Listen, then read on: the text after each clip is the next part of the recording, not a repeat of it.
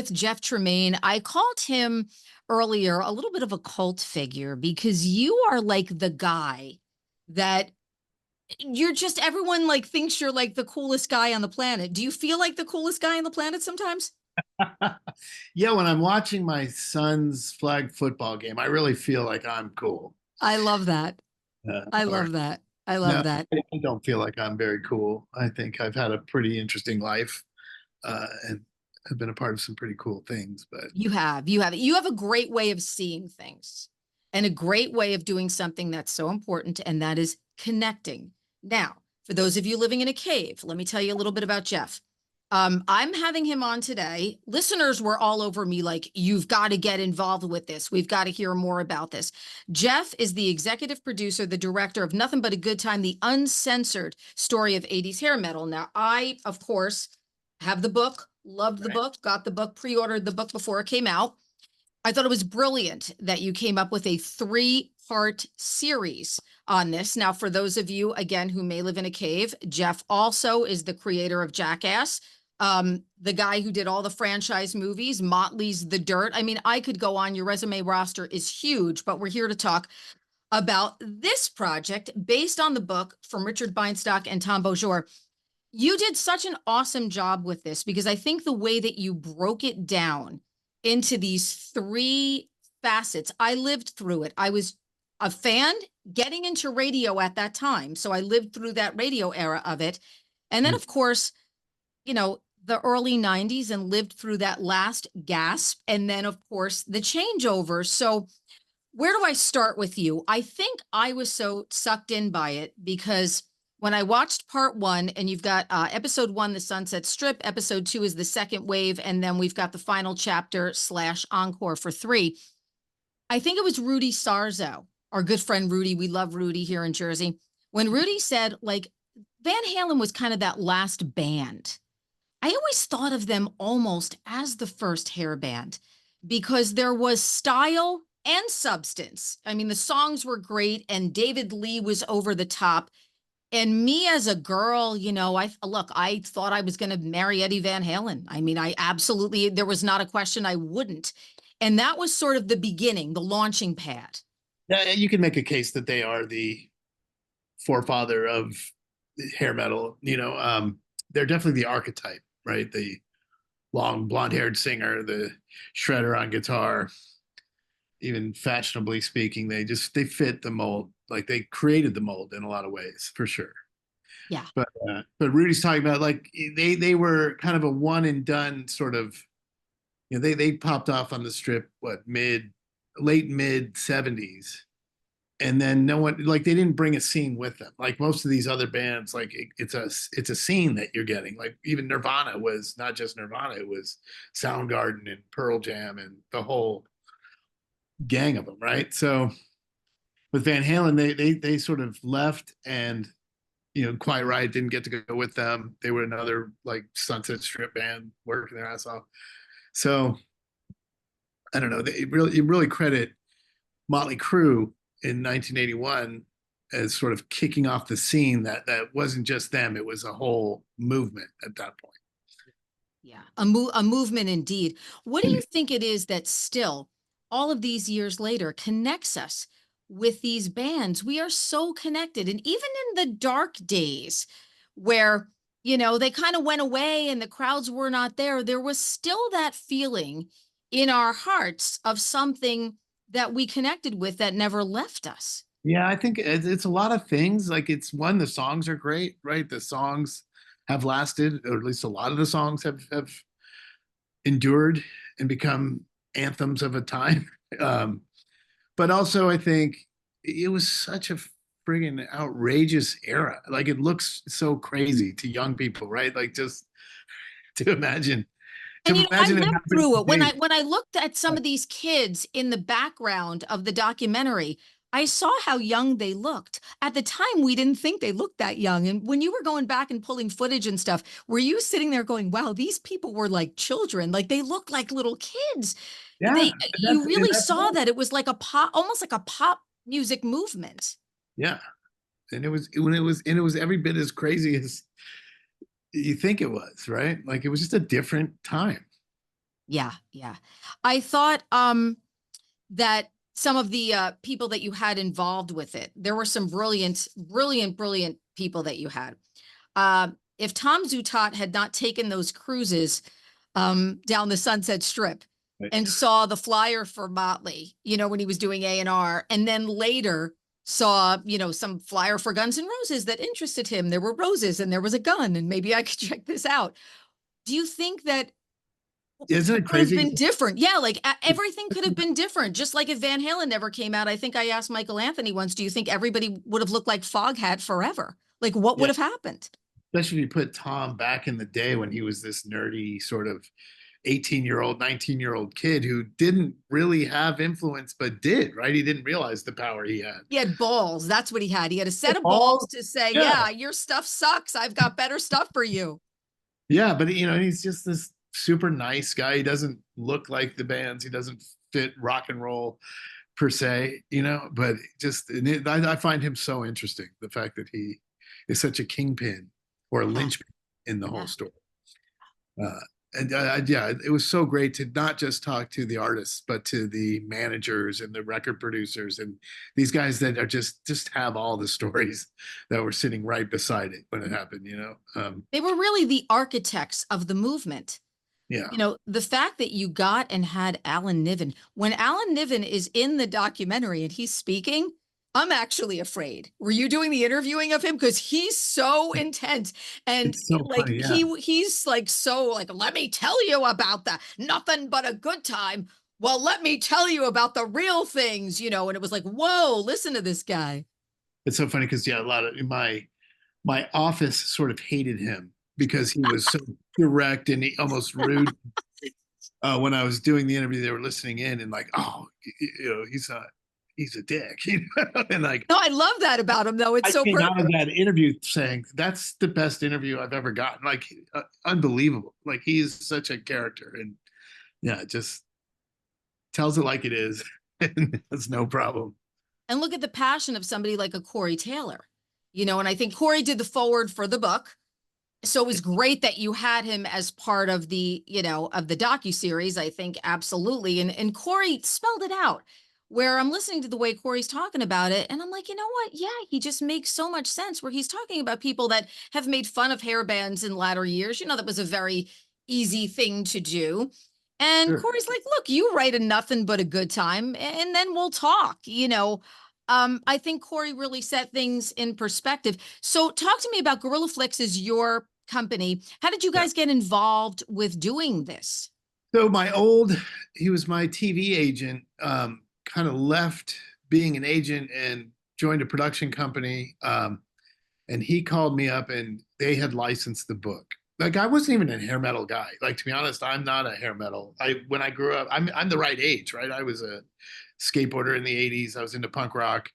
I was into, old metal, but I didn't really catch on to this whole movement when it happened. I moved to California in 89, but and so it was big. It was big in LA in 89, almost to the point where I wouldn't even go to the Sunset Strip just because it was such a shit show. Yeah. It was a carnival, out on the street. So anyway, my agent optioned the book and asked me if I would like to partner in on it. And this is after I did the dirt, and probably because I did the dirt, he thought I would be the right guy to do it. And yeah, having done the dirt, I got interested in, like Motley for sure, but also, all the fringe bands around that. And as time has gone on, I've learned to love like some of those anthems, like Nothing But a Good Time, like Round and Round by Rat. And of course, I did love Guns N' Roses. So, uh, yeah, I thought it'd be fun. I'd never done a music doc, so I was very interested I love making documentaries. So, Yeah. And I love how was it you that was kind of framing some of the questions too? Because I know yeah, I've been on the other side of that. And, yeah, you know, it's weird when you're on the other side of answering the questions. They say, well, give your answer as if someone's not asking you the question. right. And, you know, there was some really like visceral reactions from you. I think there was a point in the documentary where Steve Brown talks about, you know, we were out on the road with Scorpion, Steve from Trickster. I'm Yeah, representing yeah, my yeah. Jersey roots Sure. here. And he talks about we went from playing 20,000 seats to like a 1,500 seat. And then everybody just kind of went home. And I think it was somebody's reaction was like, wow, like, or, Nuno from For that with Extreme him, he 2. was telling me when he was 12, he wrote a song called Mistress. Yeah. And then he's Yeah. trying to go on and wait, well, hold on. At 12, You you were wrote a 12. song called Mistress. And Mistress of the night, blah, blah, blah. Yeah, I love Steve. Steve's great. He's our Jersey mayor. it's Steve's the one who hooked me up with you because he's yeah, like, have you seen this yet? And I'm like, yeah, I have, and I love it. And he's like, you should talk to Jeff because I think he'd be great to come on DHA and beyond the feature with you. I want to talk a little bit about MTV too, because sure. MTV is the great creator and then they're also the great breaker of things. Do you think that these bands without the visual of MTV would have been what they were? Because everything was a perfect storm, lightning in a bottle. It's like a hurricane where you got the tide here and you got the moon here and you've got everything came together at the right time for this visual type of music.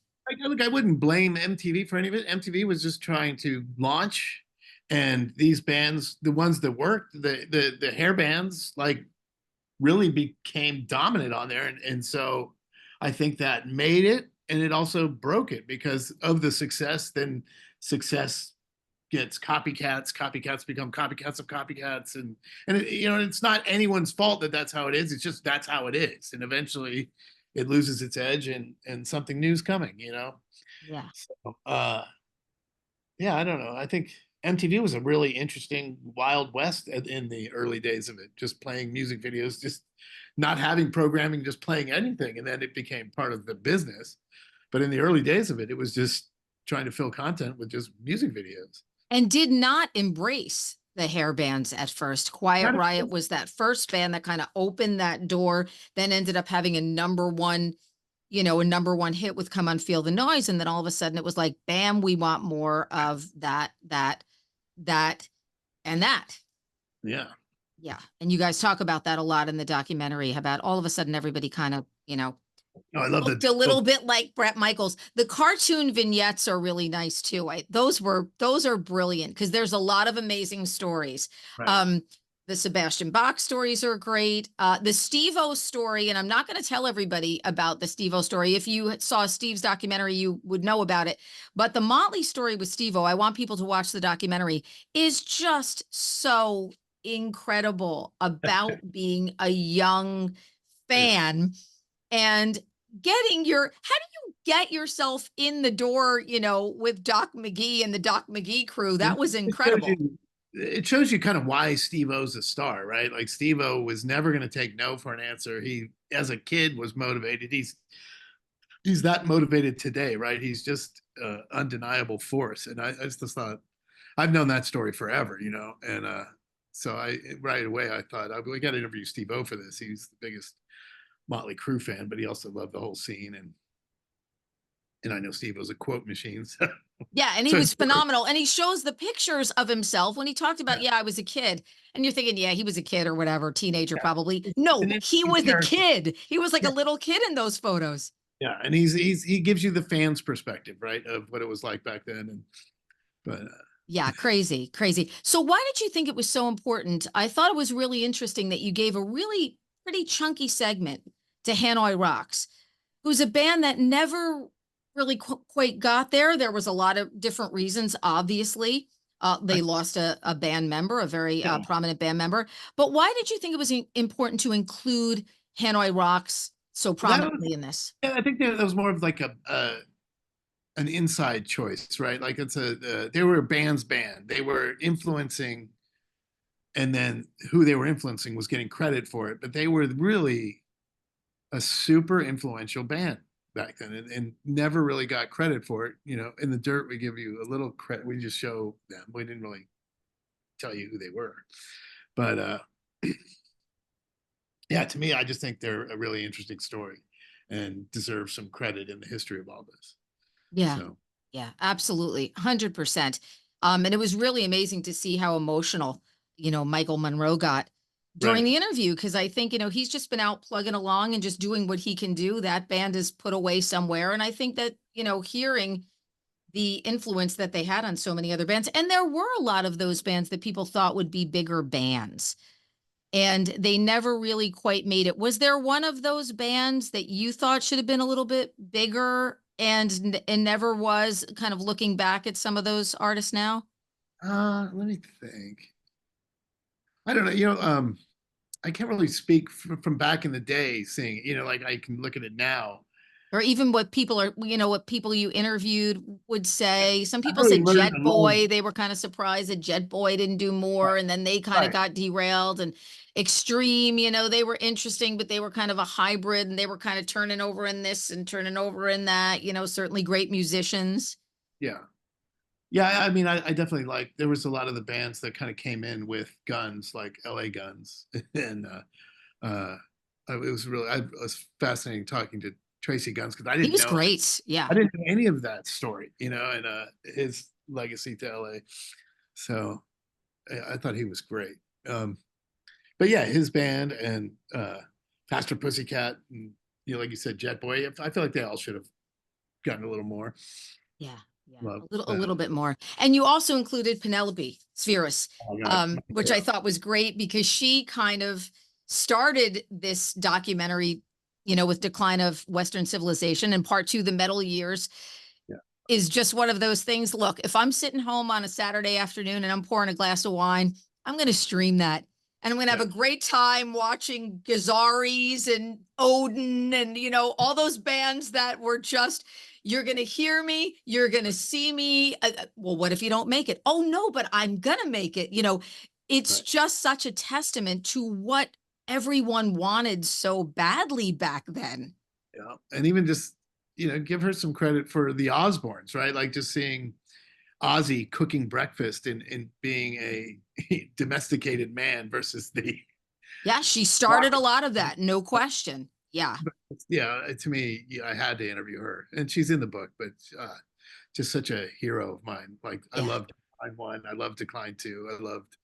She made a small movie called Suburbia where she got like punk rock right, like where everyone, like any Hollywood movie that ever showed punk rock was just orange spray paint in your hair and like made a mock of it, and she got it. She definitely got the authenticity right. So Yes, she's such an authentic person.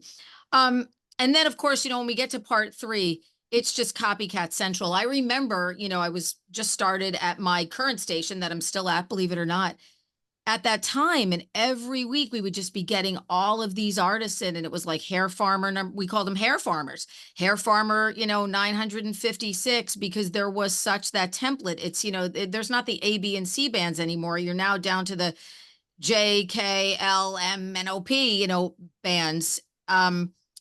And then of course 1991 hits, and boom, the door is closed.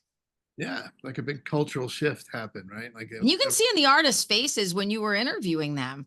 yeah, Um, you can see that feeling of, and then all of a sudden everything stopped for us, whether it was Guys in Warrant or whether it was, I felt bad for anytime you mentioned Beavis and Butthead. The poor guys in Winger literally looked like they were like, do we have to talk about this now? I feel bad that that was kind of their big section where they made it on their own pretty great, but it's such an interesting story that shows you the power of MTV at the time, and what was probably just a dumb little joke to Mike Judge, was really affecting their career. It's a fascinating thing to me because I wouldn't think twice. We could have possibly done something like that on Jackass back in the day without realizing we're shitting on somebody's hard work and Yeah, yeah. he talked about one day, and then one day we just weren't touring anymore. Like one day we were playing to no one, and I was like, whoa, that's crazy. I thought we got a great interview from Stevie Tuff, who was in a band called Tuff, right? Yeah, Well, Stevie Rochelle, I yeah. had never heard of, and I'm sorry, Stevie Rochelle, and